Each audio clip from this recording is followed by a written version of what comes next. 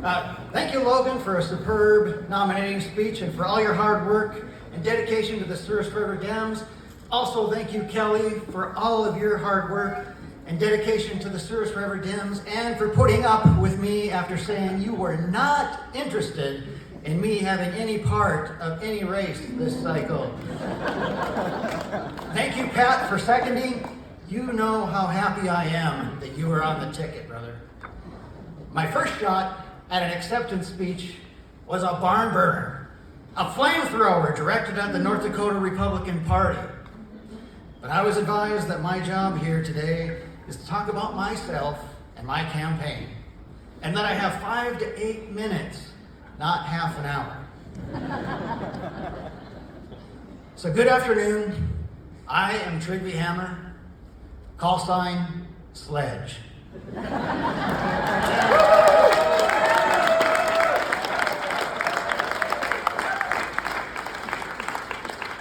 I grew up in Velva, North Dakota at the south bend of the Souris River. After graduating from Velva High School, I enlisted in the Navy and served as a Navy nuclear power machinist mate. I was nominated by the Secretary of the Navy and appointed to the U.S. Naval Academy, for where I graduated with a degree in chemistry and a commission as an officer in the United States Marine Corps.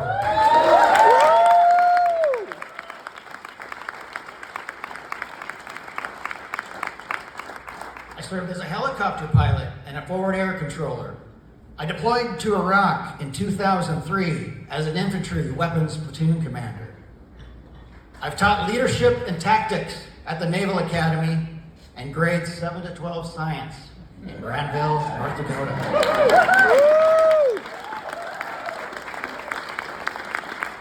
I've been a regional airline pilot, a freight rail conductor, and a roughneck on workover rigs in the Bakken. In 2022, I ran for the PSC, and I promised you that I would be back for this cycle. Well, here I am.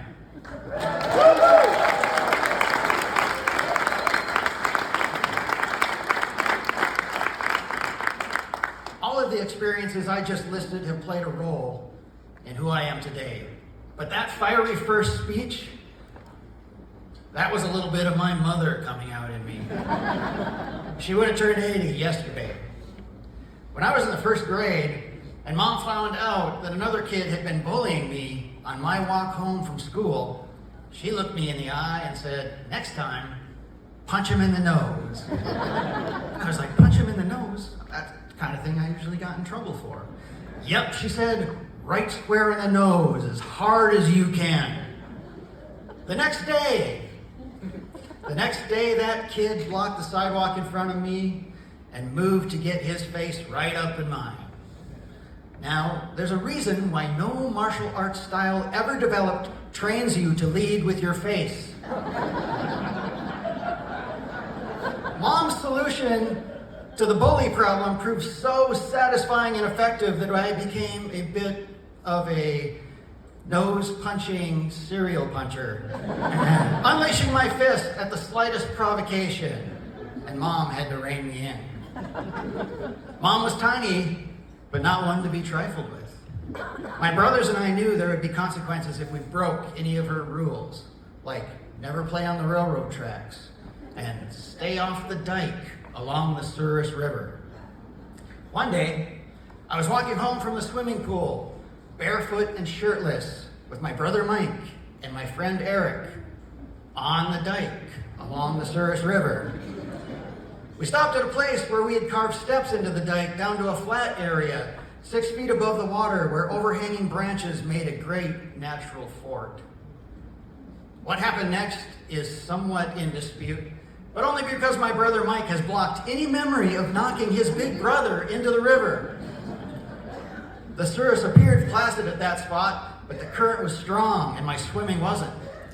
So I clutched at vegetation and dirt along the bank to pull myself back to where I'd fallen in, and then I tried to climb. The current pulled at my feet. Small tree roots poking out of the river brink broke in my hands as I carved deeper into the soil. A branch Eric and Mike extended down to me didn't quite reach. I eventually became desperate enough to say, go get mom. Mike immediately burst into tears, not because his brother might drown, but because mom would definitely find out. Then, just as Mike and Eric reached the top of the dirt stairway and started toward home, I clawed a large tree root out of the riverbank and climbed up to safety. I was covered in dirt. My hands were raw and some of my fingernails broken. We washed away the dirt, only to discover I was covered in scratches from my collarbone to my feet. But I had survived. Now, we started this campaign knowing that we faced an uphill battle. Fundraising, some said, would be a tough hill to climb. No one would be interested in a Democratic House candidate in a deep red state. You think that kid who clawed his way out of the river would be daunted by that? No, this campaign has been undaunted to the tune of comfortably over $250,000 in our first quarter.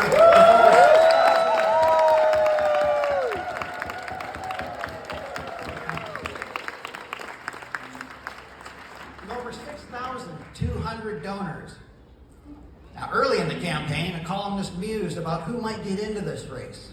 He listed possible Republican candidates and then dismissed me, in parentheses no less, saying, there's Trygve Hammer, but he's a North Dakota Democrat. Well, damn right I am.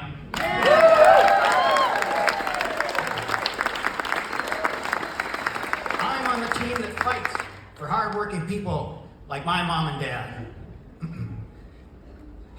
At Mom's funeral, I was struck by that common feeling that what lay in that coffin was not really her, but merely the vessel in which she had sailed through life.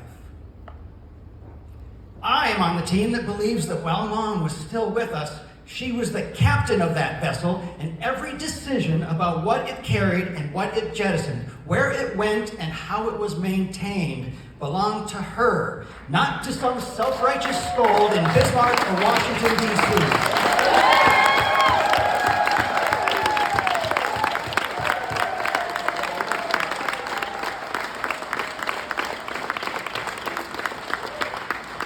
I'm on the team that fights for the things that allow my father to live comfortably in assisted living.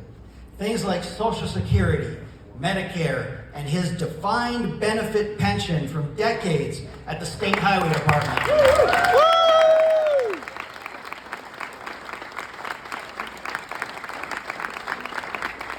I'm on the team for whom patriotism is more than just a flag pin on our lapel, and liberty is more than just a catchphrase.